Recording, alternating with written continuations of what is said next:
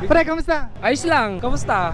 Okay naman. Tagal natin di nagkita. Oo nga eh, mga ilang araw ba? Mga 3 days and 1 year. Uy, sakto ah. Pre, mga ilang taon ka na nagmumotor? Ako, 4 na taon na. Eh, Nung simula nung nagkaroon ako ng motor talaga. Pero yung may motor kami noon, matagal na, bata pa. Bata pa, so matanda ka na pre. Oo, sobra. Palabas na. Pre, kung ari may lumapit sa yung beginner at nagtanong, anong magandang bike, anong magandang motor, manual or matic, anong sasuggest mo pala? Ako kasi bro, galing ako ng manual eh. And then pag nakatikim ka ng matic, wala na lang. Kumbaga, yung handling at yung steering na lang ang atupagin mo. Pero once na may manual ka, marami kasing maraming safety features din yung manual, like engine brakes yan.